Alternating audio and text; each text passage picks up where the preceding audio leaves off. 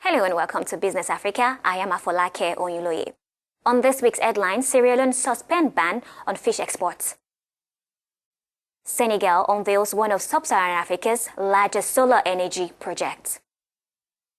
And the flourishing business of baby blankets in Ethiopia.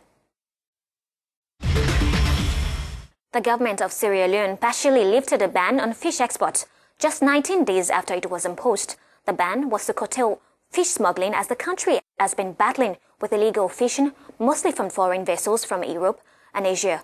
But did 19 days ban make any difference at all? Kenneth, Karuri and John David Mihamle have more. Sierra Leone is one of the many countries in Africa that is endowed with abundant marine resources, including fish.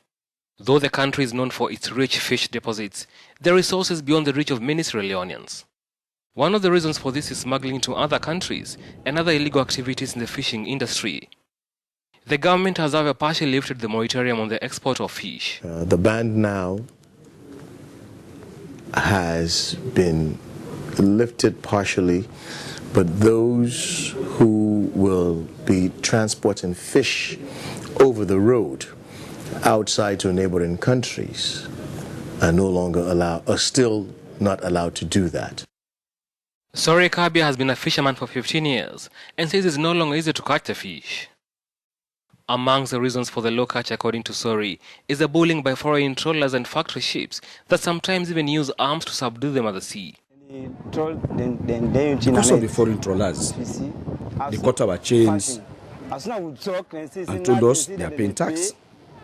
They cut our chains once we drop them.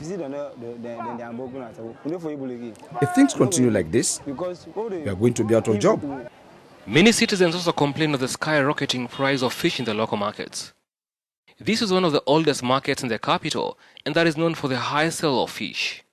This woman has been selling fish for decades. She blames the price hike of fish on fishing companies, who are also engaged in wholesale businesses.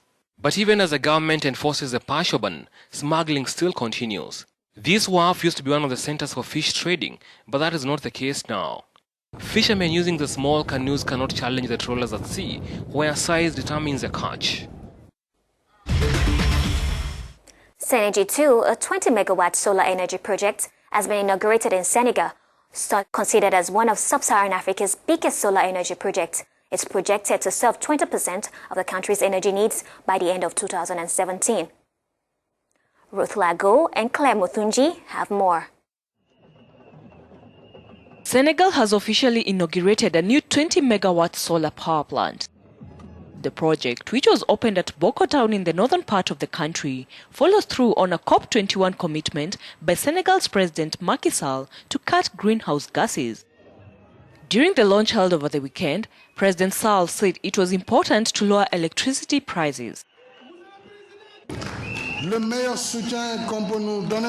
The best support you can give us in this area is to directly support the projects underway or those to come through grants that will make production costs even more competitive in order to lower the price of electricity sold to consumers in the future. The project has been developed in conjunction with Greenwish, a Paris-based investment company, at a cost of $28 million. According to Greenwish, Senergy 2 is set to prevent the emission of carbon dioxide gases by 23,000 tons each year, which makes it an attractive prospect for a nation with a dire power deficit. The World Bank estimates that about 57% of the West African nation has access to electricity. With the push for renewables, Senegal plans to become an example in the region that still lags behind in the development and use of solar energy. Now, to throw more light on this project, we have the Director General of Senergy on the line. Mr. Mamadou Saliuso, welcome to the program. Now, what does this plant represent for Senegal in terms of energy? Thank you very much. This plant is a 20 megawatt power or energy of 34 gigawatt hours per year, which represents 3% of energy production in Senegal. It is the first solar power plant installed in Senegal. I think it's already a very good start. It is 3% additional energy in Senegal, knowing that the goal is set by the state of Senegal for 2007 is to achieve integration of 20% renewable energy in the overall energy mix. We can say that this is the first milestone from this goal. In terms of finance, how was this project sponsored? The financial package is quite interesting, so far as it is the first private project that has been done by the Greenwich Group. Greenwich had intelligence to create a financial vehicle. Greenwich Africa CFA, it is the financial vehicle which is denominated in France CFA. It is based in Dakar, where you can find private shareholders who are proud within Greenwich Africa, as well as other Senegalese private shareholders. One of the things that is interesting in relation to this arrangement is that a total over 45% interests are local. Among the shareholders, we have the pension fund deposits and consignment of Senegal that has been invested in the Greenwich Fund. Well, thanks for sharing. And now we turn to Ethiopian Gabi. This is an handmade fabric. A young Ethiopian entrepreneur, Amelza Yezo, came up with the initiative to make children's blankets from the cloth. Its peculiarity, they are organic and it's fast gaining worldwide recognition. Michael Dibe and Amedunga have the details. Amelza Yaze expects finished baby blankets made at her company office in Ethiopia's capital, Addis Ababa, after a morning meeting with her staff. The entrepreneur runs a brand known as Little Gabis, which produces children's blankets all handmade from the country's traditional Gabi cloth. The company was started in 2013 after Amelza had her first child. The blankets come in over 20 embroidery designs done in various colors. A little Gabi is basically a little blanket, really made from cotton. It's handmade, that goes through 7 different people from beginning to end. We pick the cotton first, and then it goes to the spinners.